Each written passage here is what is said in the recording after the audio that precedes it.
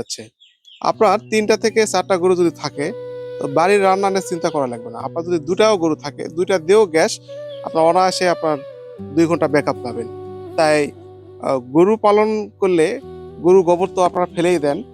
এই গরু গোবর দিয়ে আপনারা বায়োগ্যাস করতে পারেন। বায়োগ্যাস করলে আপনার এই যে একটা বায়োগ্যাস প্ল্যান, তো এই বায়োগ্যাস প্ল্যানের আপনার বয়স ২৫ বছর বেশি। এটা ব্যবহার করে আপনারাও উপকৃত হতে পারেন, কারণ এখানে যে গোবরটা ফেলে দেওয়া হয় এটার দ্বারা এখানে গোবর হচ্ছে, গ্যাস হচ্ছে, এরপরে এই গোবরটা আবার সাইডে চলে যায়, এটাও আবার জমিতে ব্যবহার করা যায়। পরে ২-৩টা গরু থাকলে এই বায়োগ্যাস প্ল্যান্টটা ব্যবহার হয়ে যায়।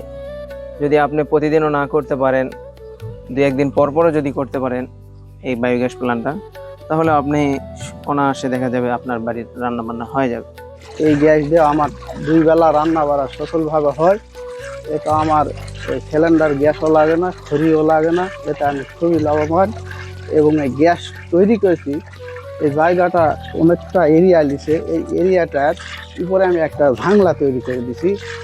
সেই ভাংলাতে আমি প্রথমে তরয়ের বীজ লাগাছিলাম। সেখান থেকে আমি অনেক তরয় আমার পরিবারের নিয়ে খাওয়া দাওয়া করেছি। এবং তার পাশাপাশি আর একটা হলো সবজি লাগাচ্ছি, সেটা হলো পুঁই শাক।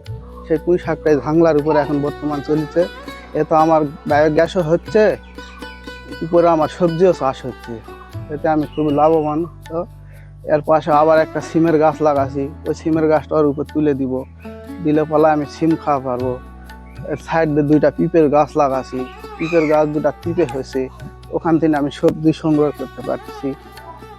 এই জন্য আপনাদেরকে বলতেছি, আপনারা এরকম ছোট্ট একটা জায়গা বায়োগ্যাস তৈরি করবেন। এই গ্যাসে আপনাদের বাড়ির রান্না বাড়ার চাহিদা পূরণ করবে এবং এই জায়গাটাতে উপরে সবজি চাষ করতেও পারবে।